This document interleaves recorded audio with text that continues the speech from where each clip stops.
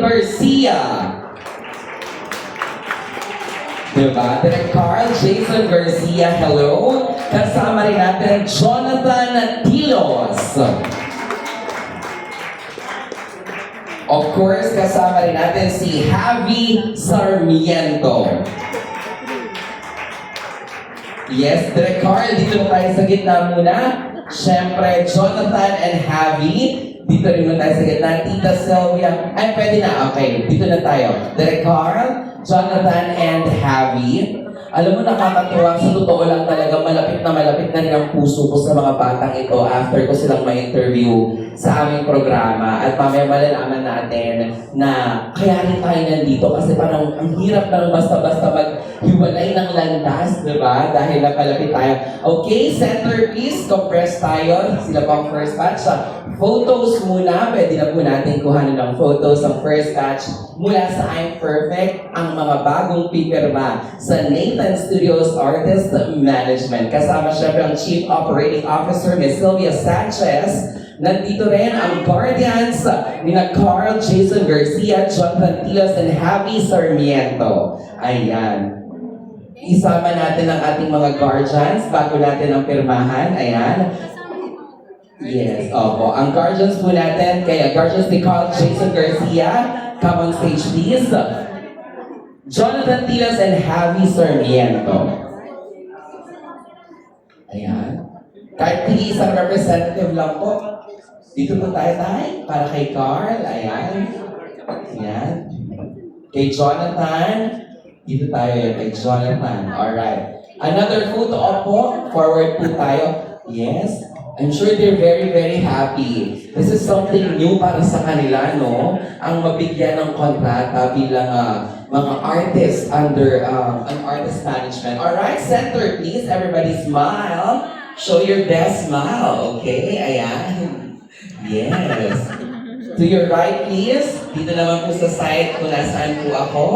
And 3, 2, 1, big smile. 1, 2, 3. Yeah, wow. Diba talagang energy si Direk Carl? To your left naman, syempre, ang ating mga guardians. Ayan, na proud ngayon. There you have it, our first batch of I'm Perfect cast na pipirma ng kontrata with Nathan Studios Artist Management. Ayan, simulan na po natin. Of course, with their guidance, no? Sila ang mga mami, ang mga daddy. Yan. Kailangan nilang tama yung papel na pipirmahan kasi nakapangalan talaga sa kanila lahat. And ito ay dumaan na sa legal team natin. Alright. Ayan, ladies and gentlemen. Alright. I'm ready. Ayan. Carl, Jonathan, and Javi. Ayan. Okay, pumipirma na po sila. Ginagayad na po ng kanilang mga mom.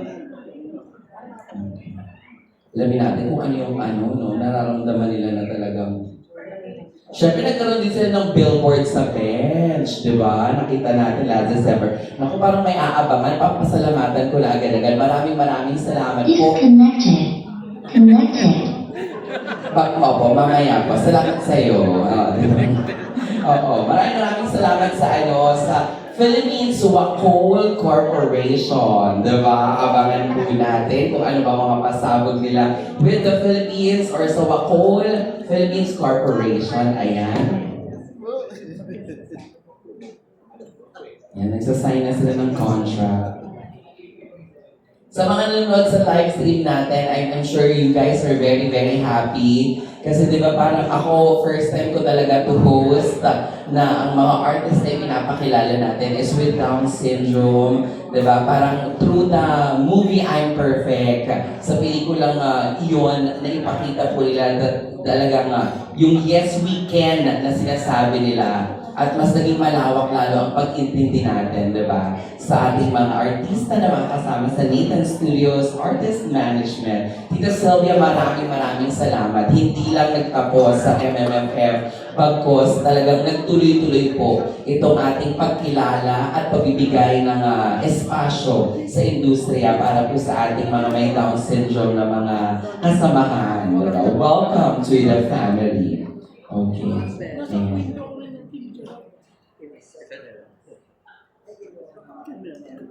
Tapos na Direk Carl. Kaya Direk Carl ang tawag ko kay Carl kasi alam ko nagsa-second unit director siya sa I'm Perfect. Nung time na nagsushoot sila. Alam niyo, share ko lang, si Javi ba yun? Javi tsaka si Carl. Tito Sylvia, yung mga alaga mo, yung friends, ang bait. Chinat nila ako sa personal page ko. Sabi nila, hello po. Nag-reply naman ako, hi Direk Carl. Tapos ang reply nila, okay. Parang, in-okay lang nila ako. Totoo, si Direk Carl at si Javi. Si Javi yung nag-message tayo. Dalawa silang nag-message. Una muna, hi! Ganyan muna sila. So, reply ko, ay, hello! Nice to see you here. So, in-accept ko sila as friend. Nireply lang talaga lang ako ng okay.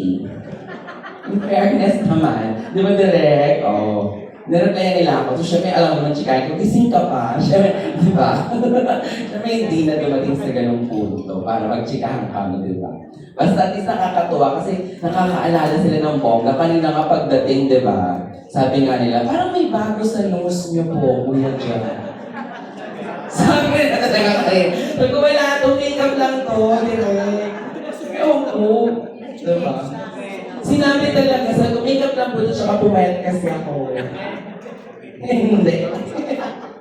Di ba? Direct. Di ba no? Friends na tayo sa Facebook. Diba? Baka magpapaturo mag-nose line.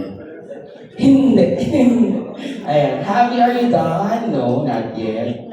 Ikaw done ka na, oh. Diba? Napirma na ba yun ni Tita Sylvia? Okay, yes. Oo. Ayan. Diba nakakatuwa? Diba? Tsaka yung pirmahan natin, mga abot ng mga 7. Hindi. Hindi abot ng 7. Siyempre, saglitan lang kasi naman yung guardian, diba? Totoo. Diba? Dapat ganun pa rin. Happy.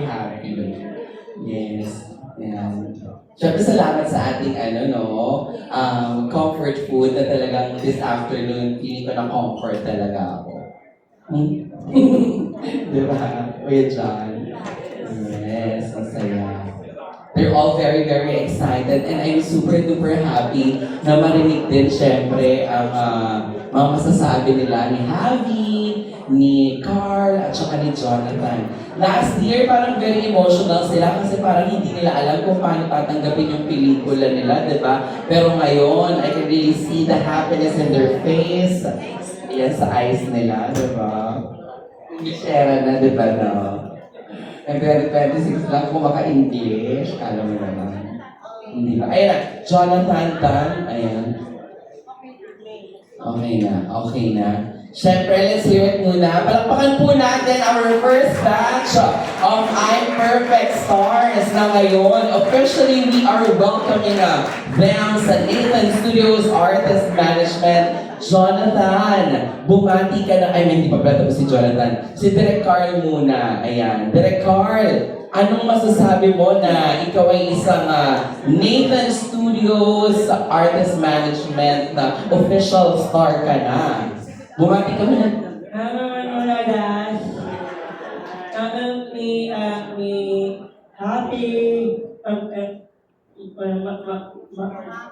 my mom, thank you. I am grateful to be grateful. Grateful daw siya today at sobrang happy. Yes! Siya daw si Direk Carl. Oo. Ayan. Direk Carl, congratulations! Jonathan! Ayan.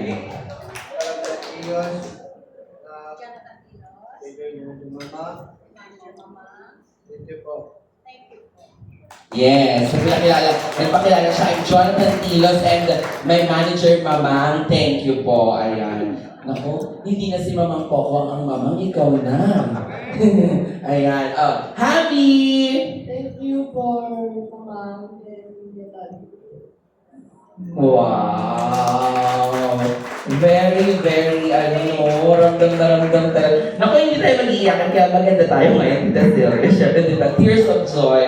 Javi, and Carl, and Jonathan, congratulations. Siyempre, tanong natin sa mga parents, nandiyan na po ang microphone kay Javi. Hi, ma'am. Good afternoon po. Ano pong nafe-feel nyo na, di ba ngayon 2026, we have this contract signing for Nathan Studios Artist Management.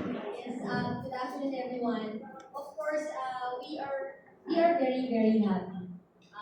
very, very thankful kay sa Nathan Studios, kay Zilda Sanchez. Paulit-ulit namin sinasabi, we are forever indebted sa kanya. Yung chance na binigay niya sa mga bata, siya ang unang nagtiwala at we are looking forward sa marami pang taon na pagsasunod. Thank you, Mama. Thank you. Maraming salamat po, ma'am. Congratulations din po. Siyempre, ang ating parent naman and guardian ni Carl. Magandang hapon sa inyong lahat. Maraming salamat sa kay Ma'am Sylvia dahil napagkatiwalaan niya ang ating anak na maging kasali sa Nathan Studio. Maraming salamat, Ma'am. Hello po, Daddy. Maraming salamat. Grabe naman yun. Wala pang sila. Di ba yung wala masyadong di kailangan ng mensahe na mahaba na, alam mo, naalala ko dati, wala yung mga ganun-ganun, pero nakakaiyak na, di ba? Kayo naman. Hindi, sorry. Kayo po. Ayan. Good afternoon po. Forever grateful kami sa Nathan. Thank you, Mama, and all sa lahat ng nasa Nathan Studios for this opportunity sa aming mga anak, sa aming mga angels na to shine. It's their time to shine. Thank you. Maraming salamat. And palakpakan natin, congratulations, Javi. Congratulations, Derek Carl. Congratulations, of course, Jonathan. Ayan, group hug naman muna. Sila pa lang po ang first batch ng mga additional artists sa Nathan Studios Artist Management. Grabe, no? Siguro alam mo, naisip ko nung nanonood ako ng movie nila last year, sabi ko, paano kaya after ng I'm Perfect? Syempre, iba na naman yung ganap next year, diba? Pero hindi tumigil ang Chief Operating Officer na si Tita Sylvia at ang Nathan Studios para bigyan ng patuloy na na platform at magbigay ng pagpahalaga sa bawat mga batang ito. Kaya diba, ibang level yun. Tita, naisip ko parang legacy na ito. Diba, Papa Awel, for giving yung opportunity sa kanila lahat. Kasi wala namang ibang gumawa niyan kung hindi Nathan Studios lang, diba po?